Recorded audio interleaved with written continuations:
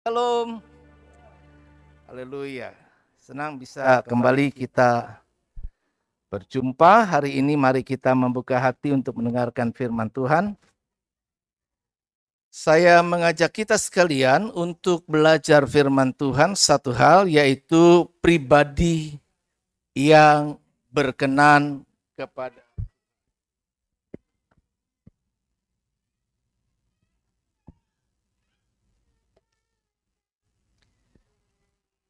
pribadi yang berkenan kepada Tuhan. Mari kita akan membaca di dalam Kisah Para Rasul pasalnya yang ke-13, ayatnya yang ke-22. Kisah Para Rasul pasal yang ke-13 ayat yang ke-22. Teks ayatnya sudah saya tuliskan ya. Yuk kita baca bersama-sama. 2, 3. Setelah Saul disingkirkan, Allah mengangkat Daud menjadi raja. Tentang Daud, Allah telah menyatakan, Aku telah mendapat Daud bin Isai, seorang yang berkenan di hatiku, dan yang melakukan segala kehendakku. Sekali lagi kita baca ya. 2, 3 semuanya. Setelah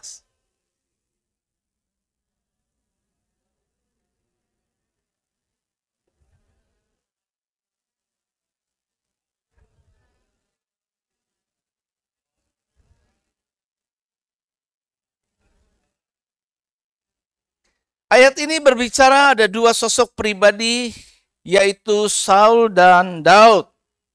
Dan kita tahu cerita tentang kedua tokoh ini, di mana tentunya Allah pertama kali berkenan kepada Saul dan menganugerahkan kesempatan kepadanya, satu kesempatan yang mulia untuk menjadi raja umat pilihannya yang pertama. Tapi sayangnya dalam perjalanan kehidupan daripada Saul, kita melihat cerita Alkitab bahwa Saul sangat mengecewakan hati Tuhan. Sampai ia ditegur oleh Samuel.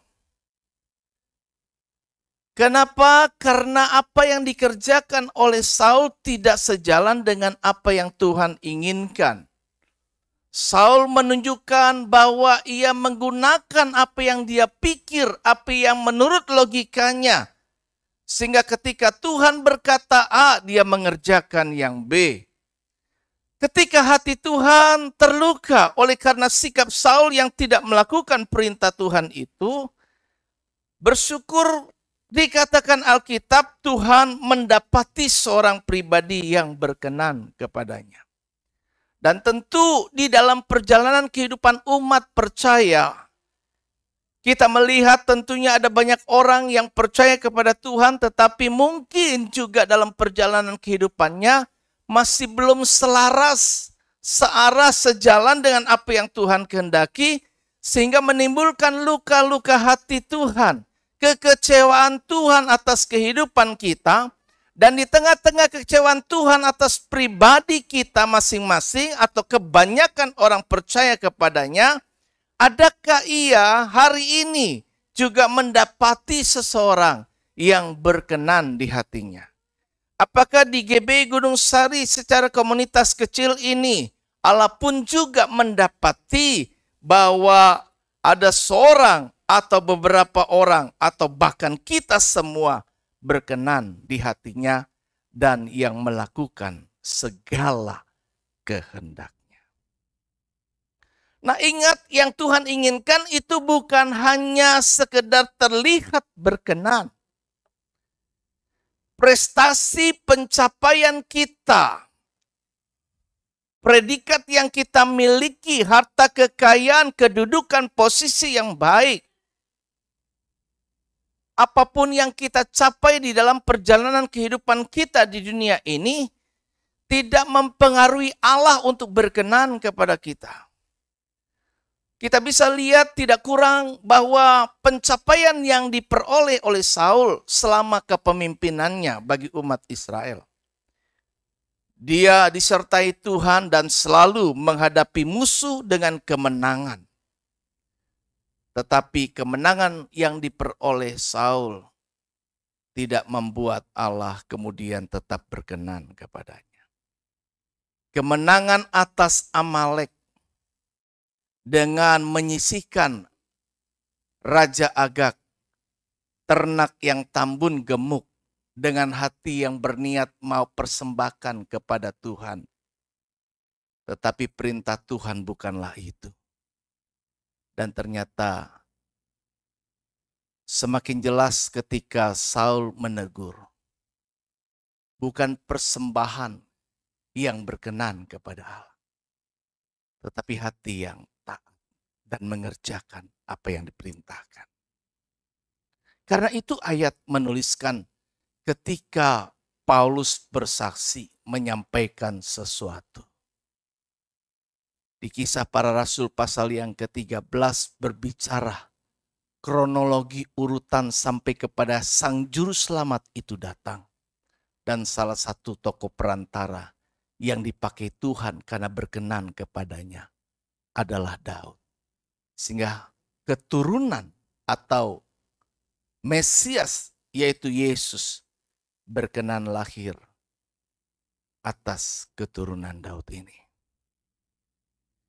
Di dalam catatan perjalanan kehidupan daripada Daud tentunya kita bisa melihat naik turun.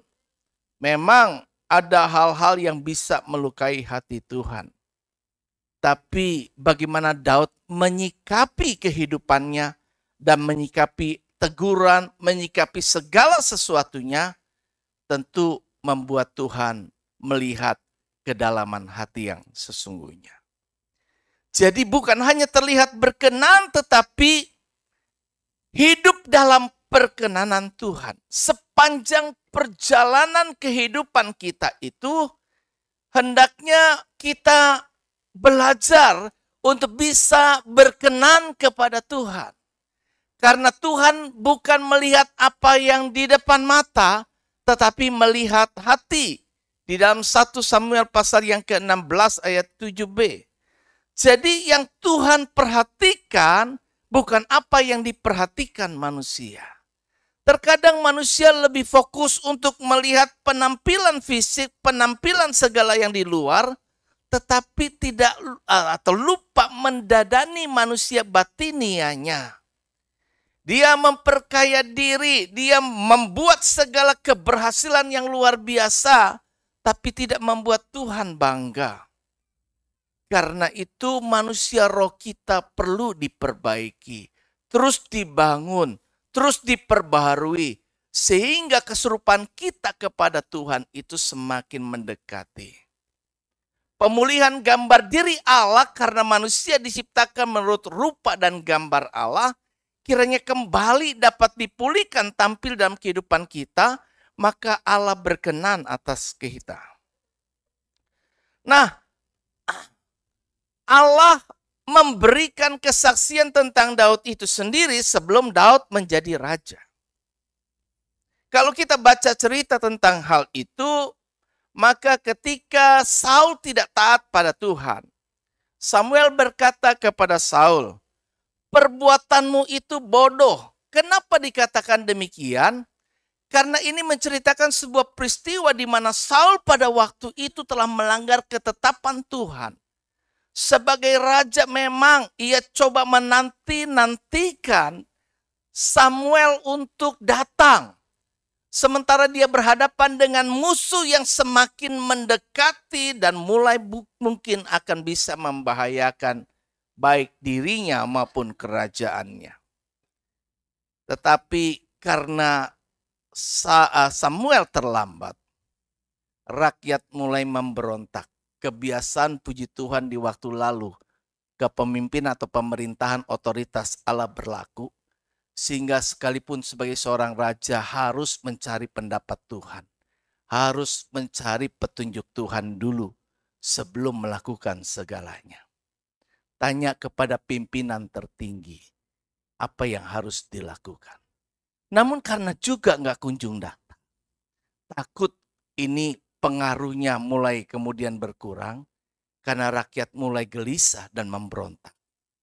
Maka dia mengambil inisiatif menyelamatkan diri dan menyelamatkan kerajaannya.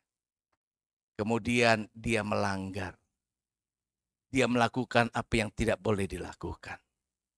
Karena itu adalah otoritas yang diberikan oleh Allah kepada Samuel sebagai imam. Dia melakukan hal itu.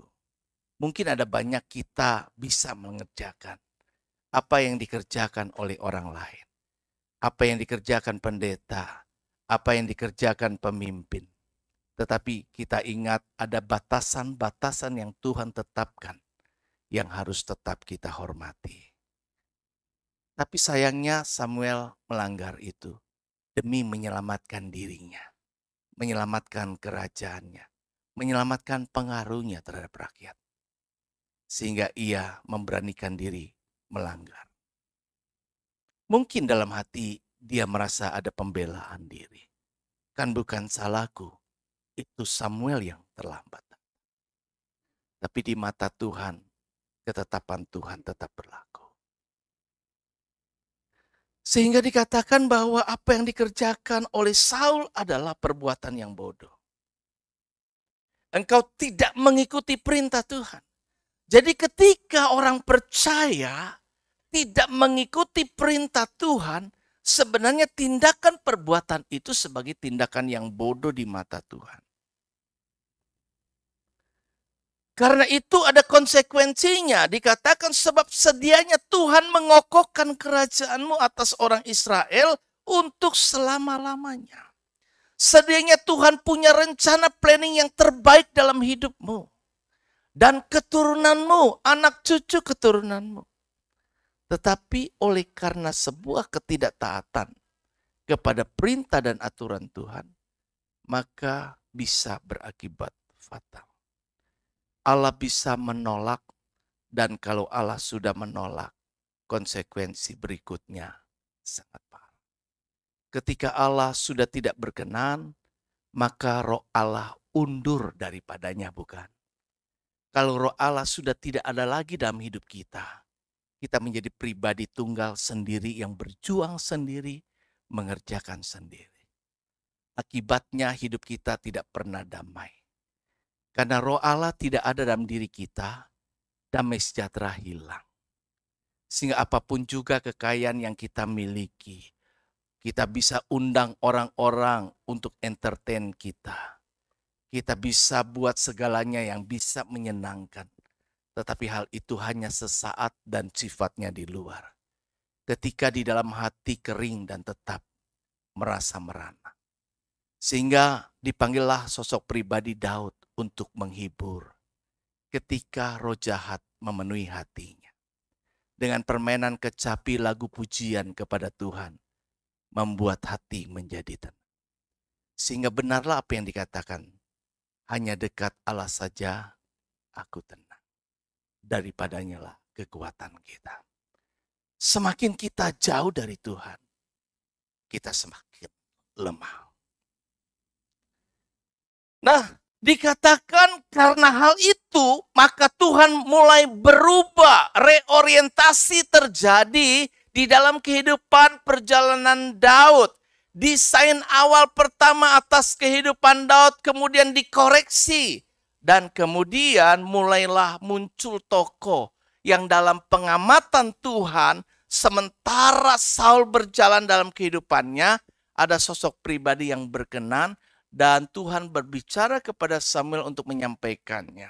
Dikatakannya, tetapi sekarang kerajaanmu tidak akan tetap, Tuhan telah memilih seorang yang berkenan di hatinya.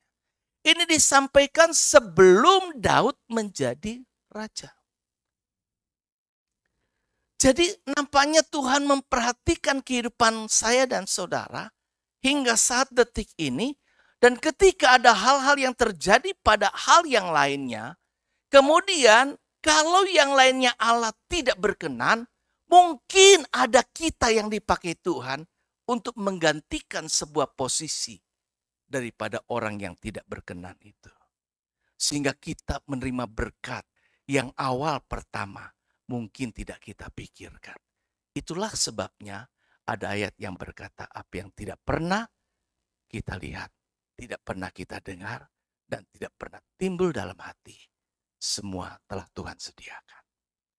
Daud nggak pernah bermimpi, nggak pernah terlintas dalam cita-cita keinginan bahwa dia kelak menjadi raja. Dia fokus kerjakan sebagai seorang gembala, cuma menggembalakan beberapa domba daripada ayahnya. Beberapa apa yang telah dipercayakan kepadanya. Tetapi dari yang kecil yang dipercayakan kepadanya, dia menunjukkan tanggung jawab yang tinggi. Dia bukan cuma sebagai gembala upahan. Ketika ada ancaman terhadap domba-domba yang mengancam yang dia gembalakan, dia pertaruhkan hidup untuk mengalahkan dan tetap menjaga domba itu. Kesetiaan Daud, tanggung jawab Daud mengerjakan tugas-tugasnya. Dan segala sesuatu yang dikerjakan oleh Daud, hanya Tuhan yang melihat hati.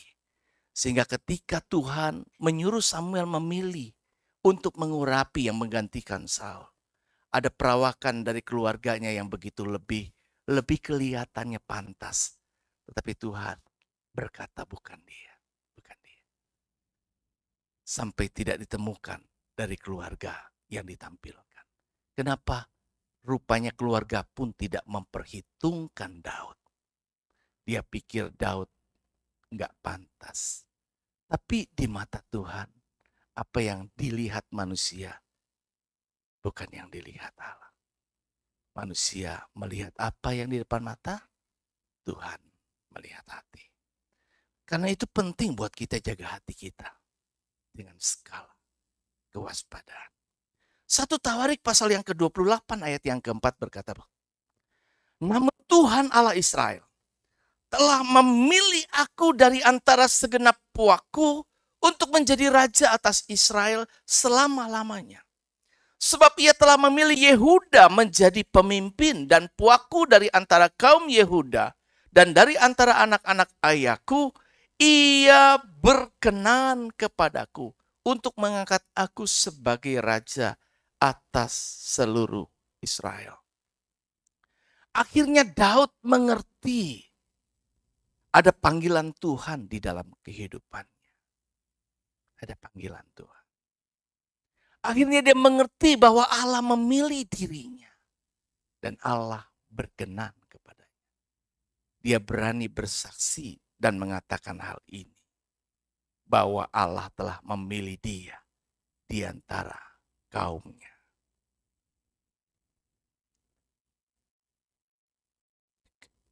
Kita lihat di dalam kalimat kata ini. Bahwa ia berkenan kepadaku. Kata berkenan itu kalau kita pelajari lebih jauh. Dalam bahasa Ibrani, bahasa aslinya. Ditulis sebagai ratsa. Dalam kamus Ibrani, ratsa itu berarti suka. Atau dalam bahasa Inggris like. Kalau saudara punya aplikasi di handphone dan punya yang KJV, King James Version. Jadi terjemahan bahasa Inggris ada beberapa versi. Dan yang paling populer dan lebih valid kelihatannya dan banyak diakui adalah King James Version sebagai referensi. Nah, saya baca pun dalam saya punya handphone, maka disebutkan kata like. Jadi Allah berkenan, Allah itu suka. Allah bukan hanya mengasihi Daud, tetapi Allah juga suka kepada Daud. Mengasihi dengan suka berbeda. Iya, Tuhan mengasihi kita sekalian. Kalau ada orang tua mengasihi anak-anak, tentu semua anaknya yang ada paling tentu pasti dia mengasihi. Tapi di antara anak-anak yang dia kasih semuanya tadi, ada yang dia suka. Ada yang dia suka. Kenapa dia suka? Bukan cuma karena hatinya atau sikapnya yang bisa mengambil hati. Perilakunya itu seringkali bisa membuat kita jadi menarik perhatian kepadanya. Kalau ada seorang anak yang kemudian tiba-tiba datang dan mengerti bapaknya. Kemudian dalam keadaan yang dibutuhkan bapaknya, kemudian dia bawain apa yang dia butuhkan. Dan setiap kali dia bisa paham seperti itu. Punya chemistry di antara semua yang lain, dia lebih kelihatan. Tentu bapaknya pun akan menarik hati kepada dirinya. Dan lama-lama dia lebih menyukai anak ini ketimbang anak-anak yang lain. Allah suka kepada Daud karena Daud melakukan segala kehendak Allah. Will dalam bahasa Inggris itu hasrat, kehendak, kemauan, keinginan kita. Jadi Daud selalu berusaha mau melakukan apa yang menjadi kehendak Tuhan. Apapun juga yang Tuhan mau. Banyak orang yang dikasih Tuhan tetapi tidak semua disukai Tuhan. Tidak berkenan kepada Tuhan. Mengapa demikian? Karena banyak orang lebih suka melakukan semua kehendak will-nya sendiri. Keinginannya sendiri, maunya sendiri. Bukan kehendak atau apa yang diinginkan oleh Tuhan. Berat buat kita ketika kita diperhadapkan dengan sesuatu tantangan untuk mengerjakan apa yang tidak kita inginkan. Apa yang tidak kita sukai. Tapi jika itu adalah perintah yang harus kita lakukan. Disitulah kita diuji. Kita mau taat atau tidak. Kebanyakan orang taat itu karena kita sepaham. Sesuai dengan keinginan. Masuk logika. Tetapi kita lihat perjalanan hidup kita dengan Tuhan. Kita tidak bisa pakai logika. Allah tidak bisa diukur. Siapakah yang menjadi penasehat Tuhan katanya? Tidak ada. Nah, yang kita coba belajar kembali, saya lebih percepat. Mengapa sih Tuhan berkenan kepada Daud? Ada yang bisa kasih jawaban? Kenapa Tuhan berkenan kepada Daud?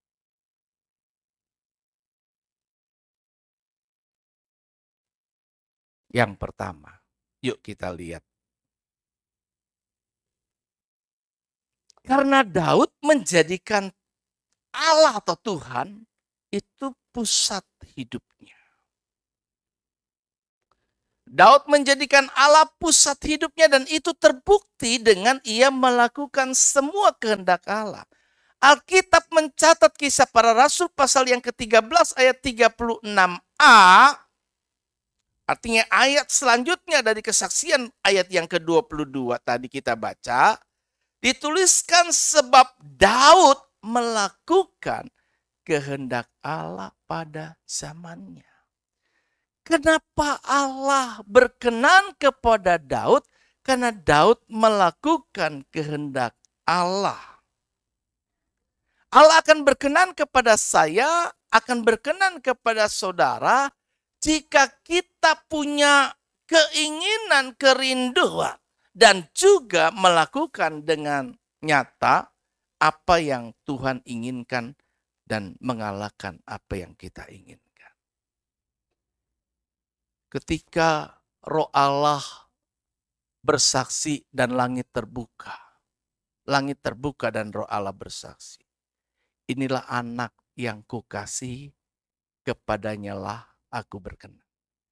Kenapa Allah perlu menyaksikan ini kepada pribadi Yesus? Karena terbukti ternyata Allah tidak salah menilai. Ketika pergumulan di Taman Getsemani, maka Yesus mampu mengalahkan keakuan dirinya. Gak gampang loh. Gak gampang.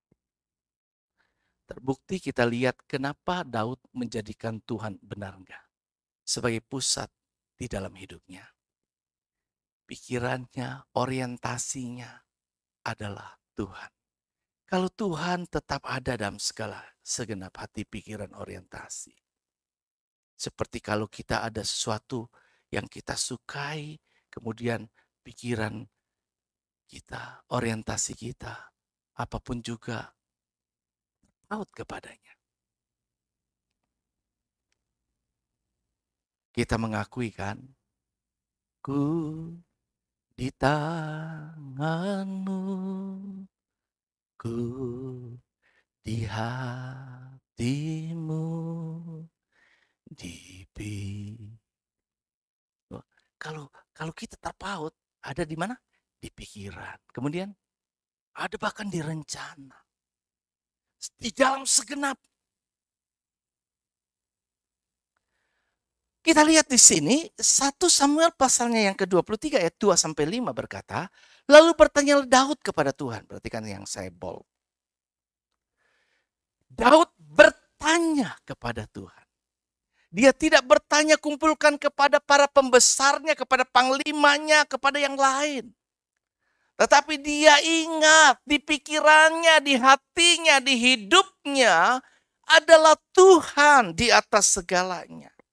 Allah berotoritas di dalam kerajaannya. Sehingga apa yang Allah mau itu yang saya lakukan. Berhadapan dengan musuh dia bertanya apakah aku akan pergi mengalahkan orang Filistin itu. Jawab Tuhan kepada Daud, pergilah kalahkanlah orang Filistin itu dan selamatkanlah Kehila yang pada waktu itu dikalahkan kota Kehila oleh orang Filistin. Tetapi kita lihat di situ ayat mencatat, kalau Tuhan perintahkan apa? Pergi kalahkan, lakukan, perangi, rebut kembali Kehila. Perhatikan, nggak semudah itu loh kita berhadapan dengan orang-orang di sekeliling. Ditulis ayat 3, tetapi orang-orang Daud, orang-orang dekatnya, orang-orang yang selama ini mungkin diajak bicara, berkata kepadanya, ingatlah, diingatkan, dinasehatkan kepadanya. Sedangkan di sini di Yehuda kita sudah dalam ketakutan.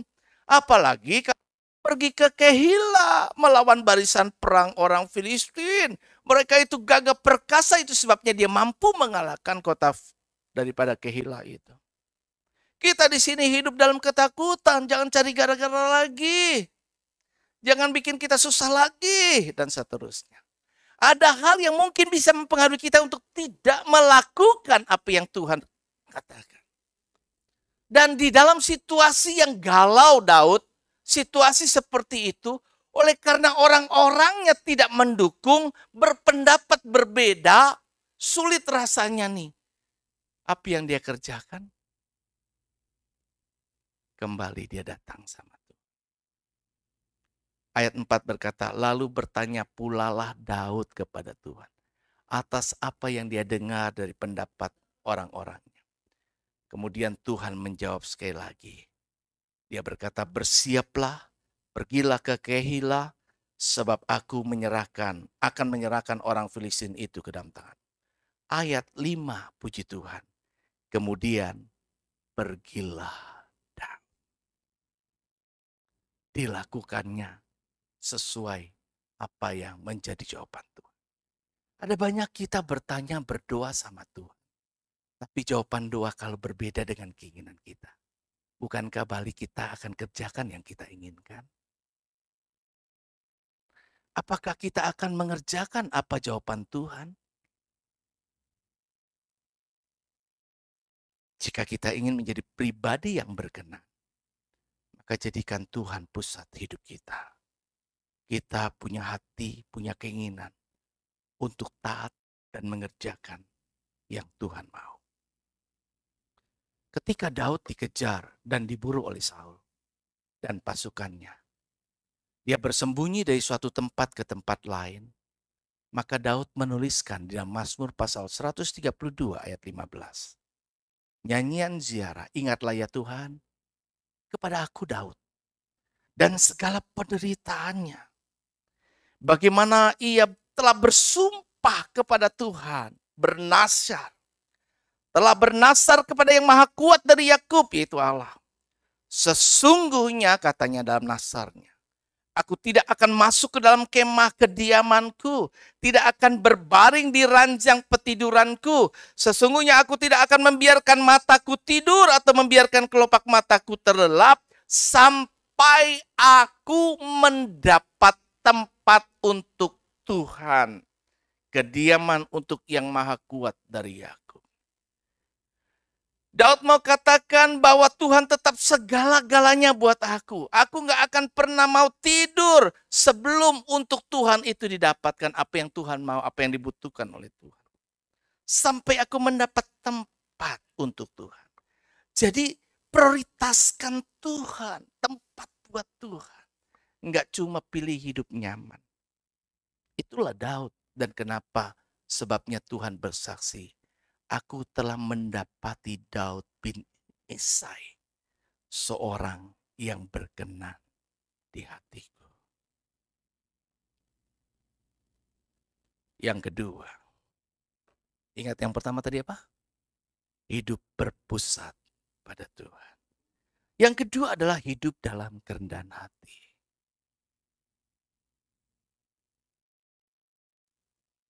Setelah mengalami keberhasilan dan berkat yang melimpah sebagai raja, Daud masuk dalam zona nyaman. Biasa. Jadi nggak cuma kita, dari dulu juga sama. Daud pun begitu. Dan terjadi peristiwa yang membuat jatuh dalam dosa dengan Batseba.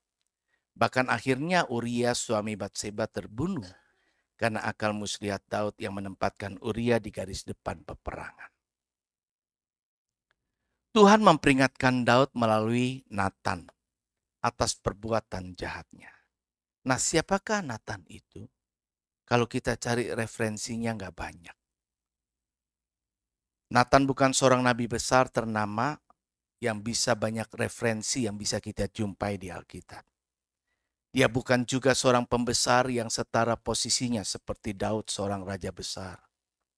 Namun kita lihat Daud mau membuka diri, mau dengar-dengaran ketika ia ditegur oleh Natan yang tidak selevel dengan dirinya, yang tidak terkenal di antara semua nabi yang lain. Daud membuka diri dengan rendah hati menerima teguran itu dan mengakui kesalahannya di hadapan Tuhan. Ia tidak coba membela diri, ia tidak coba mengelak, bahkan ia tidak bereaksi marah atas teguran itu karena tersinggung. Tetapi dengan kerendahan hati, Daud menerima setiap teguran. Dia orang yang open mindset, yang pikirannya terbuka untuk masukan, yang pikirannya siap untuk dikoreksi jika memang hal itu bisa membangun dirinya. Ada banyak orang seringkali membuat defense, pertahanan di dalam dirinya. Sehingga nggak banyak orang yang mau terima dikoreksi. Memang untuk mengoreksi sesuatu perlu cara-cara yang elegan untuk bisa gampang diterima oleh orang. Betul, itu harus diperhatikan. Tetapi paling penting dan intinya adalah sikap kita sendiri kesedihan. Kalau memang itu baik buat kita, kenapa sih kita berkelit? Kenapa sih kita harus membela diri?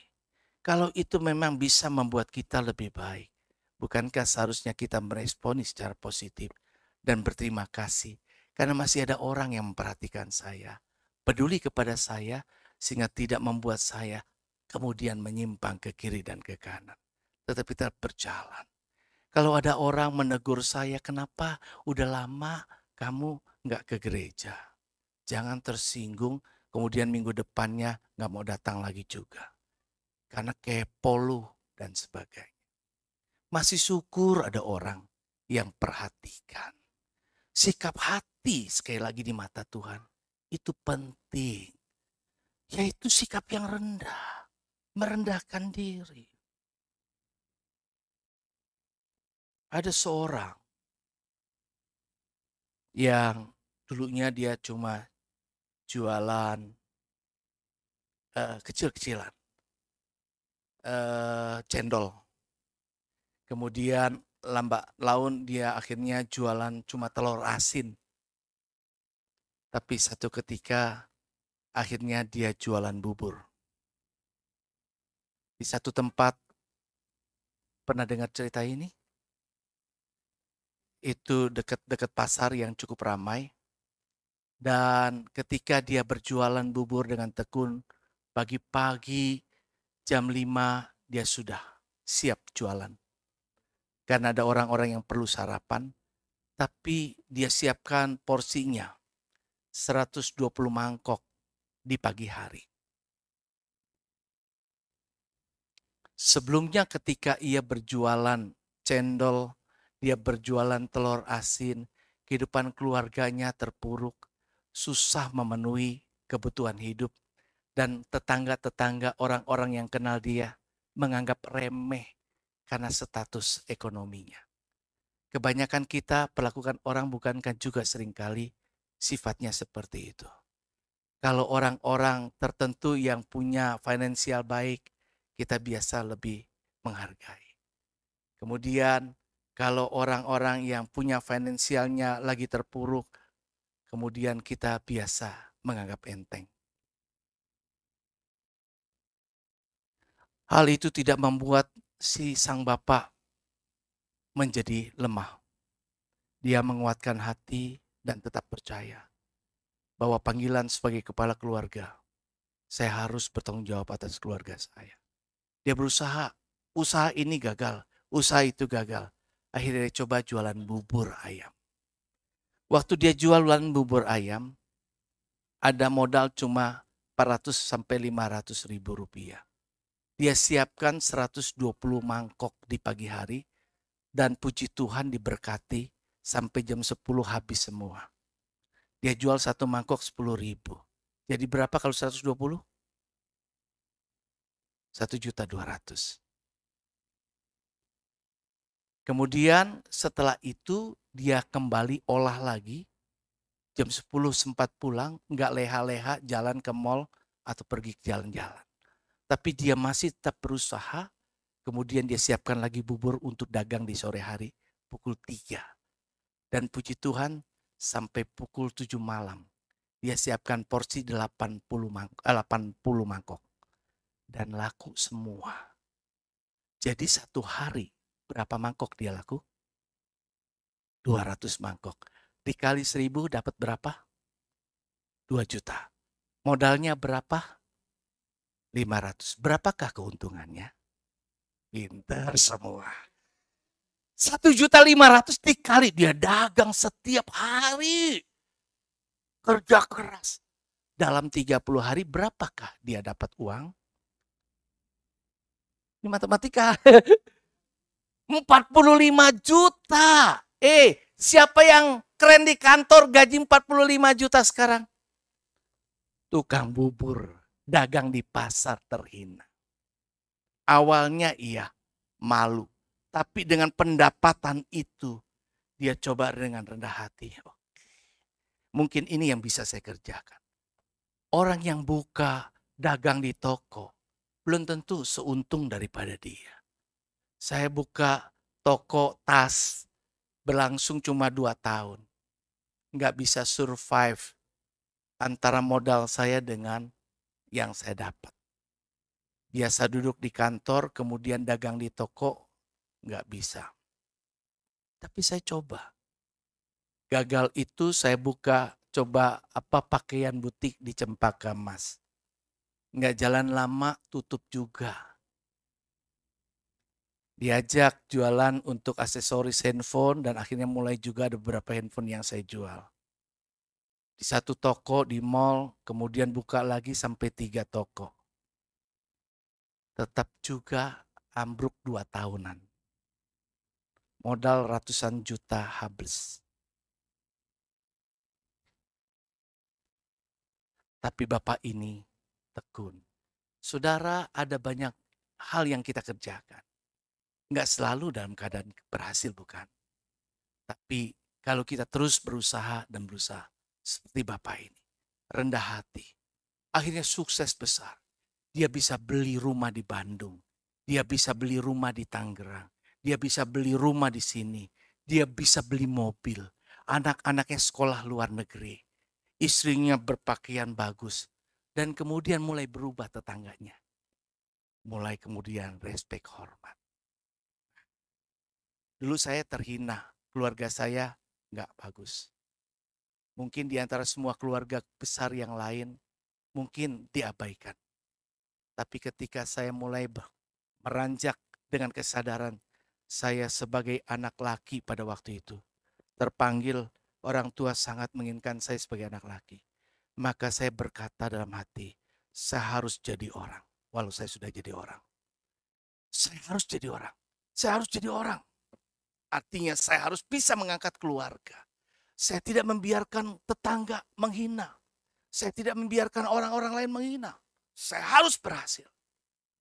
Maka mulailah saya beli motor. Tetangga seberang bilang, itu kayak si Ming Leong dong. Sementara tetangganya cuma kerjaan yang lain. Orang mulai membanggakan. Kayak ini dong, kayak itu dong.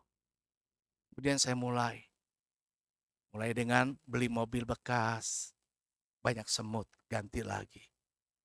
Nggak sengaja ke showroom, cuma nawar iseng. Saya bilang saya suka beli cash. Akhirnya saya beli Krista, Kijang Krista dulu. Saya bayar dengan cash. Walaupun sebelumnya pergumulan saya, cerita saya banyak. Kalau mau dibilang, tapi nggak cukup waktu ya. Tapi singkatnya artinya, kalau kita terus berusaha, pasti bisa. Modalnya adalah yuk hidup dalam kerendahan hati. Daud juga begitu. 2 Samuel pasal 12 ayat 13. Kembali lagi, nggak usah panjang-panjang. Lalu berkatalah Daud kepada Nathan, aku sudah berdosa kepada Tuhan. Dan Nathan berkata kepada Daud, Tuhan telah menjauhkan dosamu, engkau tidak akan mati. Jika ada orang yang menegur, bukan kita perlu membela diri, terima aja, terima kasih. Kalau memang aku salah, Tuhan ampuni saya. Tuhan tolong saya, Tuhan tolong saya. Sikap yang rendah, sikap yang mau diajar, yang mau ditegur, yang mau dikoreksi. Berkenan di mata Tuhan. Yang terakhir, yuk memiliki, yang kedua tadi apa? Ya, hidup dalam kerendahan hati ya. Yang ketiga adalah memiliki keintiman dengan Tuhan. Saudara, kita lihat di sini ayat slide berikutnya ya. Kisah Para Rasul pasal 13 ayat yang ke-22 bagian B menuliskan, saya baca dalam terjemahan King James lagi ya. Ditulis dalam King James, saya baca di handphone saya dan saya salin begini bunyinya. I have found David, the son of Jesse. Perhatikan, a man after mine own heart, which shall fulfill all my will. Saya telah mendapati Daud, anak Isai. Seorang yang a man after mine own heart. Jadi seseorang yang setelah di hatiku. Siapa yang paling dekat hati kan? Kalau orang kan yang paling dekat kan di hati toh. Jadi seseorang yang setelah hatiku itu orangnya gitu. Setiap orang tentu kan pedulikan hatinya dong. Oh, lu jangan sakitin hati gua dan seterusnya. Jadi seseorang after mind own heart. Jadi saya punya hati sendiri. Itulah orangnya. Daud. Jadi begitu dekat. Ada orang yang paling dekat. Selain daripada diri saya, ada orang yang paling melekat dekat dengan hati saya. Yang tadi, dia ada di pikiran saya, dia ada di hati saya, dia ada di rencana saya, dia ada di mana-mana dalam hidup saya. Memenuhi diri saya. Jadi yang with self-fulfill, memenuhi all my will, semua segala yang menjadi kehendak. Jadi orang ini kalau selalu taat nurut, ternyata benar ya, taat nurut itu adalah hal yang paling berkenan. Kalau kita punya sikap hati yang taat, kalau sikap hati yang mau diajar, sikap hati yang mau dibentuk, yang mau dengar-dengaran, ikut pasang badan, itu adalah yang berkenan. Latih diri jadi orang yang kayak gini. Jangan punya sikap memberontak. Tapi kalau dibilang begini, mulai dari apa yang bisa kita lihat taatnya. Taat kepada hal yang tidak kelihatan. Mulai dengan taat kepada pemimpin. Kalau saya bilang gini kadang-kadang alergi, saya kadang-kadang males ngomong begini. Sepertinya doktrin ini dipaksakan, padahal itu yang benar. Saudara, kita harus mulai belajar itu. Perhatikan bahwa kita punya banyak kesibukan. Yes, oke. Kita banyak aktivitas, kita bisa melayani, kita beribadah, kita bekerja, kita berkarya, apapun juga. Tetapi sekali lagi, saya katakan dan pernah saya khotbahkan, strategi iblis yang dilambangkan oleh Firaun adalah ketika umat Israel pertama kali terjadi kebangkitan rohani, ingin bisa beribadah kembali setelah sudah lama. Kalau kita belajar teologi ya, antara bukan cuma kitab perjanjian lama dengan perjanjian baru, ada masa kekelaman 400 di mana Tuhan tidak bicara kepada umat Israel. Itu sebabnya di lembaran Alkitab kita ada lembaran kosong. Tapi kalau kita belajar juga secara teologi ya, antara kitab Kejadian dengan kitab Keluaran, juga ada jeda waktu ratusan tahun di mana Allah tidak bicara kepada umat. Kenapa? Allah malas. Kenapa? Karena kejahatan manusia cenderung setiap hari akan jahat. Kejadian pasal yang ke-6. Allah tidak membangun dengan aktivitas yang kita kerjakan. Baik di gereja maupun di luar gereja. Allah tidak membangun keintiman dengan aktivitas kita. Tapi Allah ingin membangun keintiman dengan pribadi kita. Dia sangat merindukan pribadi kita ini. Karena itu dia ciptakan dengan adanya will yang diberikan. Kehendak free will, kehendak bebas. Dengan kehendak bebas Tuhan ingin supaya ada inisiatif dari kita untuk mencari Tuhan. Ada inisiatif dari kita untuk mendekat kepada Tuhan. Ada inisiatif dari kita untuk memilih Tuhan. Bukan dipaksakan. Tuhan tidak menjalin keintiman yang demikian dengan aktivitas. Tetapi Tuhan ingin supaya kita menjalin hubungan pribadi dengannya. Sebabnya ketika Marta sibuk untuk melayani, bekerja, berbuat sesuatu buat Tuhan. Tetapi ada Maria yang lebih memilih berorientasi berpusat kepada Tuhannya sendiri. Sosok pribadinya. Dia duduk diam di situ. Dia mau dengar apa kata Yesus. Dia rendah. Allah tidak berkenan. Allah mentang orang yang congkak. Tetapi mengasihani orang yang rendah. Kalau engkau merasa sudah berhasil dan kemudian lupa diri. Dan menganggap diri lupa. Allah tidak berkenan. Dan bahkan berhadapan dengan Tuhan. Tapi dia mengasihani orang yang rendah hati. Yang merasa butuh Tuhan. Yang merasa perlu mencari Tuhan. Yang merasa kalau bukan Tuhan, aku nggak bisa buat apa-apa. Karena itu kepada Maria, Yesus memuji. Ketika dikritik oleh Marta, Tuhan, engkau tidak peduli. Saudaraku, biarkan aku kerja sendiri. Marta, Marta. Maria telah memilih bagian yang terbaik. Yang tidak akan diambil daripada. Kalau dia memilih Tuhan. Dan lebih memilih Tuhannya. Daripada semua yang lain. Maka Tuhan itu tidak akan diambil dari siapa. Ada lagu pujian yang lama. Apa tuh? Asal jangan Tuhanku diambil dariku. Apapun terjadi, ku kan tetap tersenyum. Ini lagu ini saya terngiang-ngiang dari masa remaja saya.